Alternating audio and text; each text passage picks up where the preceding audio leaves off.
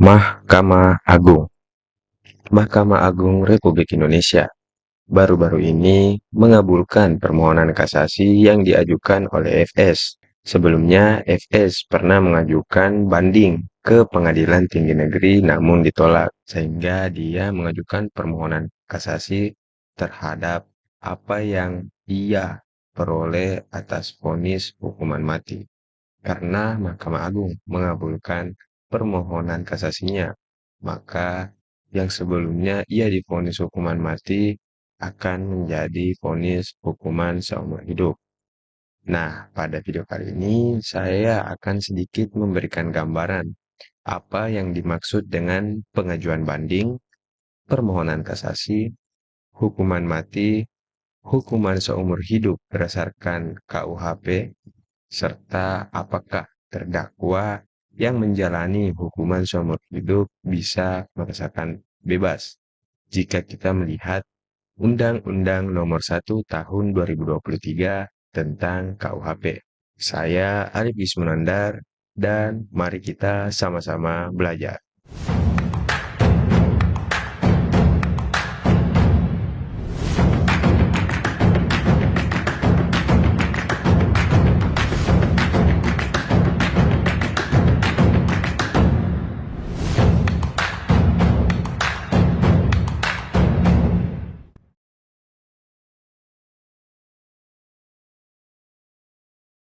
Sebelumnya, kasus ini merupakan kasus yang sangat viral di tahun 2022.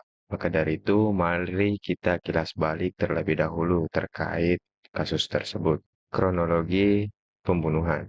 Terdakwa pembunuhan Brigadir J, yaitu FS, sebelumnya sudah divonis di Pengadilan Negeri Jakarta pada Senin 13 Februari 2023 dengan vonis hukuman mati. Riwayat kasus ini kurang lebih berjalan sekitar 7 bulan, dimulai di Juli 2022. Vonis yang diberikan bahkan lebih berat dari dakwaan yang diberikan oleh jaksa, yaitu hanya hukuman seumur hidup. Motif pembunuhan. Kasus ini berawal pada Juli 2022. Awal kasus ini karena adanya saling tembak-menembak di rumah dinas FS. Itu versi awalnya. Motif pembunuhan tersebut karena adanya dugaan pelecehan seksual yang dilakukan Brigadir J terhadap istri FS, yaitu PC. Sehingga pada awalnya itu terdapat dua laporan di Polres Jakarta Selatan. Yang pertama yaitu percobaan pembunuhan terhadap Baradae.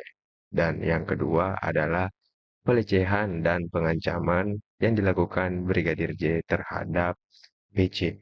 Namun terdapat kejanggalan dari kasus ini yang pada akhirnya Bapak Kapolri pada waktu itu membuat tim khusus pada tanggal 12 Juli 2022 untuk mengusut tuntas kasus ini.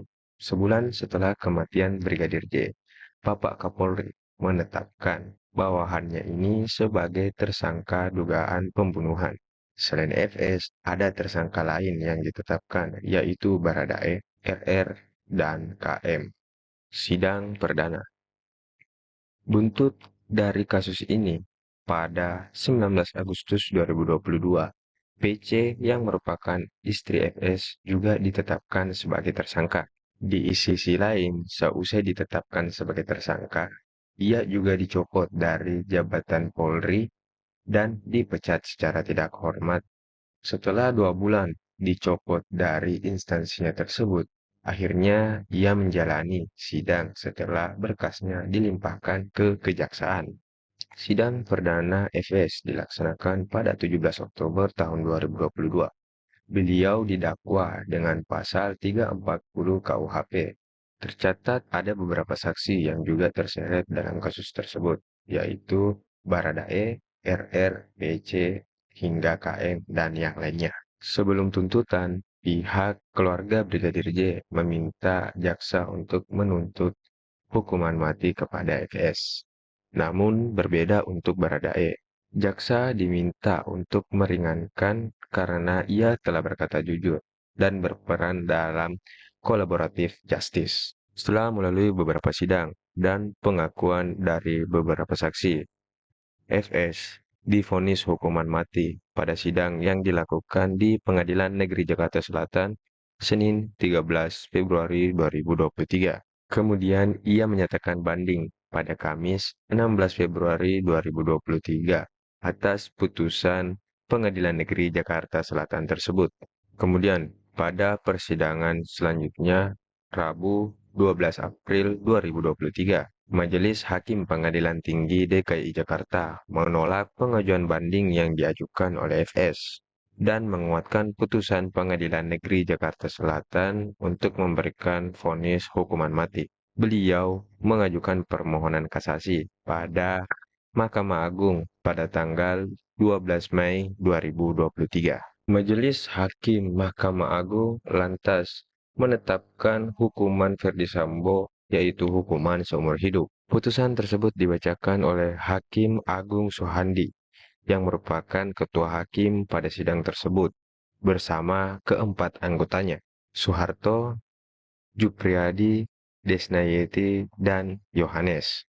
Nah, selanjutnya saya akan membahas tentang apa yang dimaksud dengan pengajuan banding dan permohonan kasasi. Pengajuan banding. Pengajuan banding dalam istilah hukum merupakan pemeriksaan atau pertimbangan terhadap putusan pengadilan oleh pengadilan yang lebih tinggi atas permintaan terdakwa.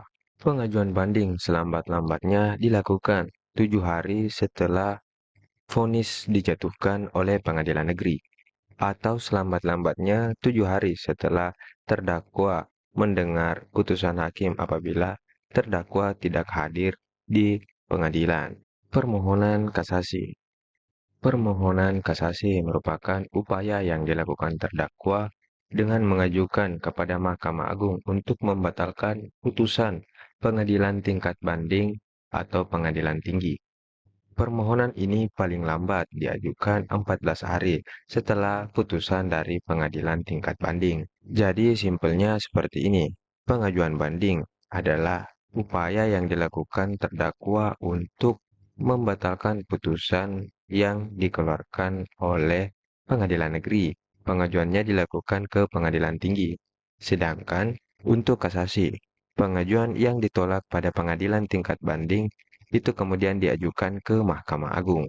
Nah, itu tadi sedikit penjelasan terkait pengajuan banding dan permohonan kasasi.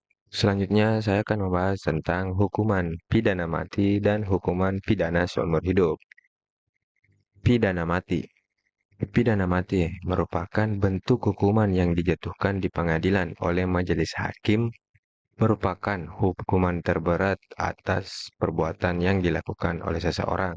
Pidana mati diatur dalam Kitab Undang-Undang Hukum Pidana pada pasal 10. Di pasal 10 dijelaskan bahwa pidana pokok terdiri dari pidana mati, pidana kurungan, pidana penjara, pidana denda, dan pidana tutupan. Namun kita juga perlu perhatikan pada pasal 100 Undang-Undang Nomor 1 Tahun 2023 tentang Kitab Undang-Undang Hukum Pidana, bahwa hakim menjatuhkan pidana mati dengan masa percobaan selama 10 tahun dengan memperhatikan rasa penyesalan terdakwa dan ada harapan untuk memperbaiki diri atau peran terdakwa dalam tindak pidana. Dan ayat 2, pidana mati dengan masa percobaan sebagaimana dimaksud pada ayat 1 harus dicantumkan dalam putusan pengadilan. Tenggang waktu masa percobaan 10 tahun dimulai 1 hari setelah putusan pengadilan memperoleh kekuatan hukum yang tetap. Jadi, sesuai dengan peraturan terbaru bahwa hukuman mati bisa saja memperoleh masa percobaan 10 tahun dan bisa turun ke hukuman pidana seumur hidup. Pidana seumur hidup.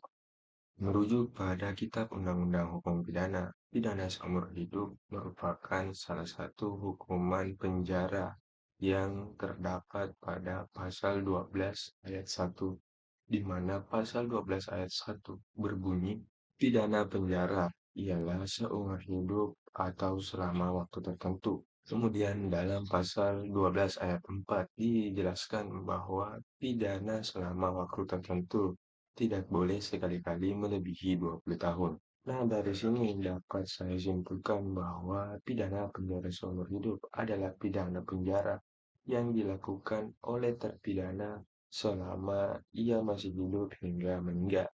Pendapat ini mematahkan pendapat yang mengatakan bahwa pidana penjara seumur hidup adalah hukuman penjara yang dijalankan oleh terpidana dalam waktu tertentu sesuai dengan usia terpidana saat dijatuhkan vonis. Jika yang dimaksud seperti itu bahwa vonis sesuai dengan umur pelaku saat dijatuhkan vonis itu termasuk pidana penjara selama waktu tertentu. Agar tidak terjadi salah tafsir, saya memberikan sebuah contoh. Seorang terpidana pada saat dijatuhkan sanksi berusia 21 tahun. Jika kita beranggapan yang salah seperti tadi, bahwa ia akan dipenjara sesuai dengan usianya saat vonis dijatuhkan, maka ia akan dipenjara sekitar 21 tahun. Hal itu jelas saja menyalahi pasal 12 ayat 4 KUHP yang mengatakan bahwa penjara selama waktu tertentu tidak boleh melebihi 20 tahun. Jadi simpelnya begini, apabila pidana penjara yang dijalankan oleh terdakwa itu memiliki satuan waktu tertentu, maka pidana tersebut dikatakan selama waktu tertentu dan tentu saja tidak boleh melebihi 20 tahun. Pidana penjara seumur hidup kemudian diatur lebih lanjut dalam Undang-Undang Nomor 1 Tahun 2023 tentang Kitab Undang Hukum Pidana. Pidana seumur hidup diatur pada pasal 69 ayat 1 Undang-Undang KUHP tersebut.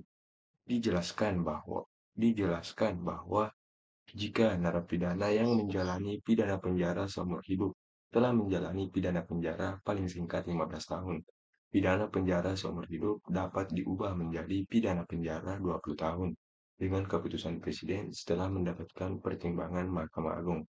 Nah, dari situ saya berikan contoh, jika seorang terpidana telah menjalani pidana penjara selama kurang lebih 16 tahun, dan dia atas keputusan Presiden dan pertimbangan Mahkamah Agung, ia memperoleh perubahan menjadi pidana penjara selama 20 tahun.